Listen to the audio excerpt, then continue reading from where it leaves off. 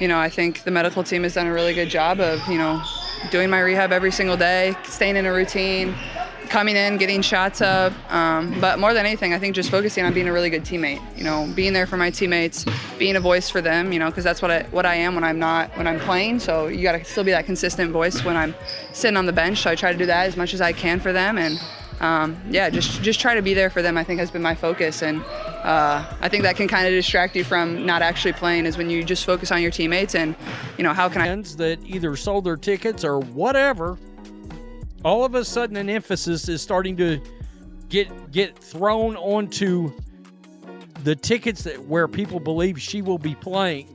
And that's starting to make the ticket prices go up. The WNBA just got hit with a money storm so wild it flipped the entire league upside down. One player alone has triggered multi-million-dollar explosions, pushing women's basketball into the national spotlight like never before. But here's the twist. The very people cashing in on her rise are also the ones trying to hold it back. That's not growth, that's sabotage. Picture this. A financial earthquake shaking the league so hard that those dusty $3 tickets suddenly look like gold bars. A single name on the roster sends prices skyrocketing thousands of %. That's the brutal truth of what fans now call Clark Comics, a movement that turned a background league into front-page chaos. Before her, the WNBA was steady, quiet, with ticket sales feeling more like a kind gesture than a real business. Then boom, she walked in and the market erupted like a volcano. Think about it. Fever versus Mystics, a game barely pulling pocket change before her debut, suddenly had tickets trading like luxury goods overnight. Each time she moves, every dribble, every jumper, the price tag climbs higher. This wasn't some slow climb. This was a skyrocket that shattered every old projection the league ever had. Now the entire system is cracking under the weight of her impact. It's not a trend, it's a takeover, flipping the very foundation of the sport's finances. And the receipts are sitting right in front of us, loud and undeniable. When you're out there playing and actually in the heat of the moment, you don't always realize everything, you don't always see everything. You see things from a different perspective that maybe the coaching staff didn't see.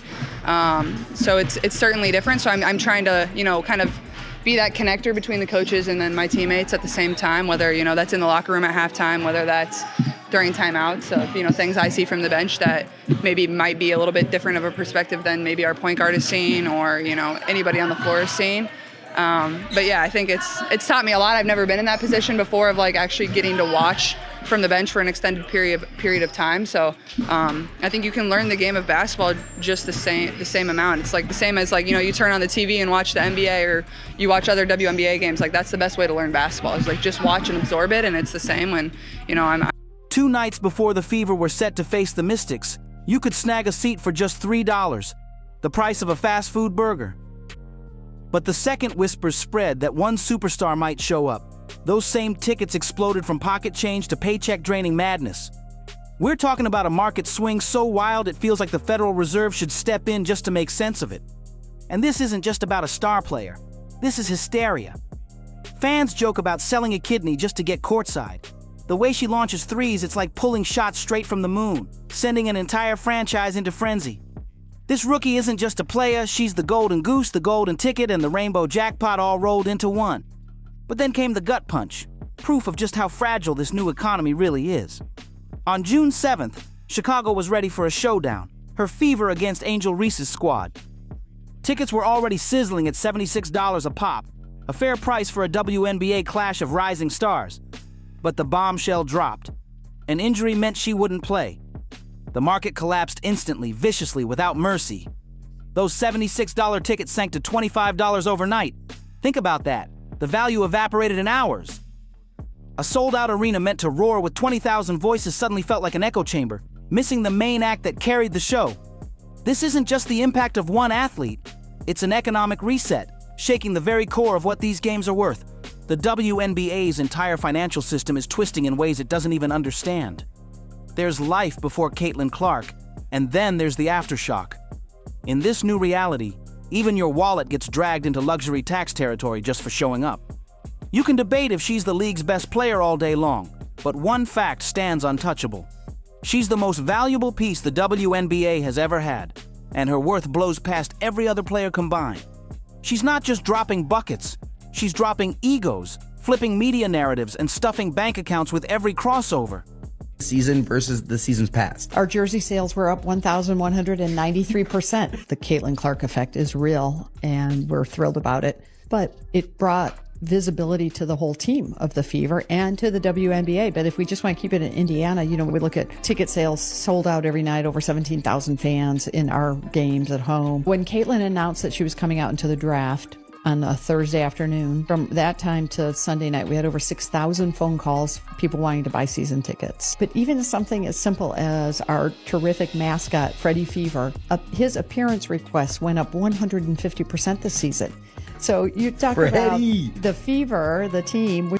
Her influence spreads beyond the court like oxygen, impossible to ignore. Even when she's not playing, the numbers keep climbing.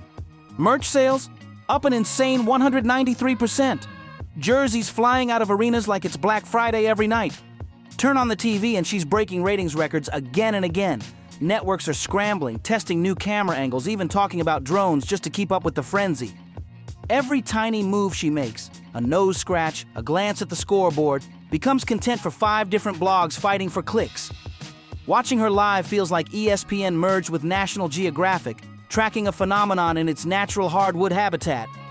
Fans who once couldn't tell a dribble handoff from a hot dog stand are suddenly breaking down zone defenses on TikTok like analysts. And the noise? Forget game time. Arenas are exploding during warm-ups. Pre-game drills now sound louder than tip-off, so loud that security guards are sweating trying to keep control.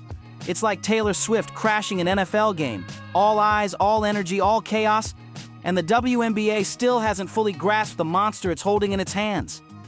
Every league dreams of a star who can flip the entire business overnight, and the WNBA actually got one. But instead of riding the wave, insiders are fumbling it like they don't even see the treasure in front of them. Caitlin Clark has turned arenas into sold-out theaters, yet somehow the league is still acting like this is just a nice little bump in attention. That's not a bump, that's a takeover. The raw numbers scream louder than any press release. In cities where she plays, arenas that used to beg fans to show up are now locking out thousands at the door. Hotels, restaurants, parking lots, all booming just because Clark's name is on the schedule. It's an economy within an economy, and she's the spark that ignited it. But here's where it gets messy. With all that money flooding in, the politics behind the scenes are boiling. Veteran players see their spotlight fading. Executives are scrambling to control the narrative, and some voices in power whisper that it shouldn't all revolve around one rookie. It's this weekend's game, but after that, it's, day by day and see how I feel and just kind of turn to the medical staff and what they think. But I feel like I've made a lot of progress and I feel good, and, not going to rush coming back. It's just not worth it. But after this weekend, I'll be reevaluated. Yet every fan, every headline, and every camera lens proves the opposite. It already does. And the tension is spilling out everywhere. Networks are circling like sharks, knowing one Clark broadcast can crush ratings records. Brands are tripping over themselves to attach their logo to her game. Meanwhile, whispers grow louder that jealousy and ego could sabotage what should have been the WNBA's golden era. Instead of embracing the spectacle, some insiders are quietly plotting to slow it down. Even though that's like trying to stop a hurricane with an umbrella.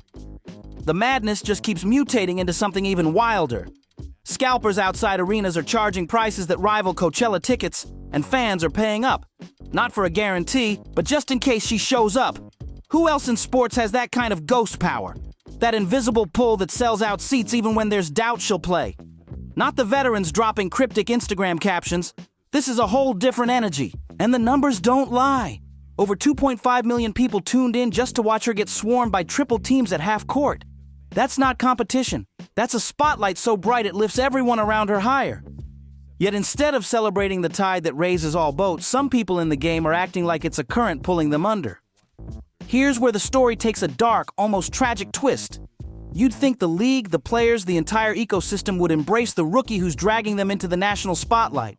Red carpet, ESPN cameras, mainstream buzz. But instead, some players are side-eyeing her like she stole their deals and snatched their lunch money. On the surface, it's polite smiles and carefully worded praise. But look closer. The body language, the interviews, the sly comments about rookies needing to earn it. It's shade in disguise. This isn't just rivalry, it's resentment bubbling up in real time. 70% in many places. The Fever played the Mystics 2 nights ago. The cheapest ticket before her injury was announced was $41, okay? The cheapest one. After her injury was announced and people knew that she wasn't gonna be playing, the lowest ticket price dropped to $3.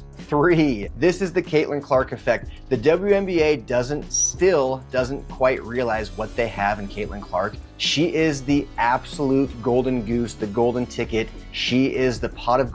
Instead of locking arms and pushing women's basketball into a new era, some insiders are too busy keeping score off the court. So apparently, being the reason arenas are packed to the rafters, attendance is smashing records, and national TV dusts off a WNBA game for the first time. Time in 12 years still isn't enough to deserve it.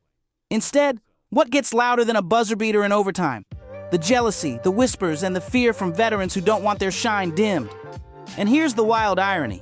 She's not out here demanding diva treatment or throwing tantrums. She's locked in on the purity of the game, draining logo threes like her shot chart is powered by GPS. But while she's rewriting basketball, others are more worried about protecting the league than actually evolving it. Even when she doesn't step on the floor, the phenomenon is undeniable. Fans still flood the gates, waiting like she's about to storm out of the tunnel. Just not being able to be involved in practice. Like, I love practice. Not a ton of people always enjoy like coming to practice every single day, but that's something I like really enjoy. Like, I really enjoy coming out here and like competing every single day with my teammates. Like, that's probably honestly what I miss most. Obviously, I miss the games. That goes for anybody that's ever hurt, but like, I love practice. I love getting better. So I think that's just kind of been the time for me to like. Her absence becomes the headline, bigger than the home team's entire starting lineup. Yet players fire off tweets and side comments murmuring, "She's just a rookie." But this so-called rookie is packing more seats than their last 3 playoff runs combined. It's a twisted, self-defeating mindset. Instead of embracing a golden era that's literally in their laps, some choose to fight it like it's a threat. And on the court, the tension cuts sharper. She's the league's motor, the spark fueling investments and headlines. Yet the way some treat her, you'd think she walked into a clearance sale with a full cart. Unwelcome, unappreciated, and underestimated, even while carrying the whole show on her back. Everywhere she goes, the clash between old guard and new era gets louder. On one side, you've got a rookie rewriting the business model of the entire league, and on the other, veterans treating her like an intruder at their dinner table. We'll see. I think, we're trying not to put like an exact date out there because it is kind of a day-by-day thing and see how I feel. And, this type of injury, like, you don't know when I wake up, I'll feel, different than the day before, and we'll see. It could be a possibility, but I could also... The resentment isn't hidden anymore. It's in the stares during introductions, the stiff post-game handshakes, and the carefully worded jabs slipped into interviews. But here's the catch. The spotlight doesn't care who's comfortable. Networks aren't fighting for 15-year vets. They're battling to air her games in prime time. Sponsors aren't lining up to throw 7-figure deals at proven resumes. They want her name, her face, her aura, because that's what moves the needle. And deep down, everyone knows it. Fans, too, feel the split. Some cheer louder than ever, embracing the chaos, while others echo the bitterness of their favorites, rolling their eyes at every headline she generates. But whether you love her or loathe her, you can't escape her. But I couldn't tell you the exact play something occurred on, and could have occurred over the course of the game too. And then obviously adrenaline covers up a lot of stuff when you're in the heat of battle. And after the game, I had some pain, and then got an MRI, and that kind of gave me the result that I didn't want to see. But those type of things don't. Even when she sits out, the cameras pan to her reactions. The broadcasters talk about her impact, and the entire arena buzzes like she's already in the game. The league has never faced a dilemma like this. Do they double down on the phenomenon and risk alienating veterans? Or do they try to level the spotlight, knowing full well the market doesn't want balance? It wants the star. And right now, the uncomfortable truth is staring them down. Caitlin Clark is bigger than the system built to contain her, and the cracks are spreading in plain sight. She's getting hacked, shoved, and smacked more times than a vegan cafe serves up fake chicken nuggets. And somehow, the whistles stay silent.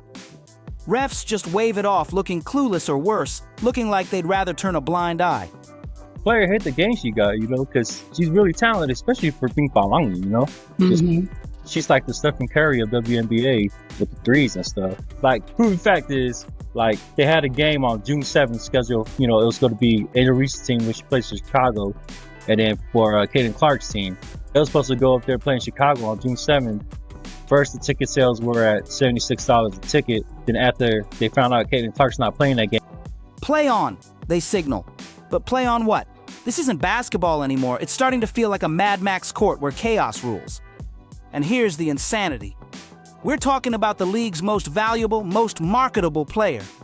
The face that drags in millions, fills arenas, and sells out merchandise in seconds.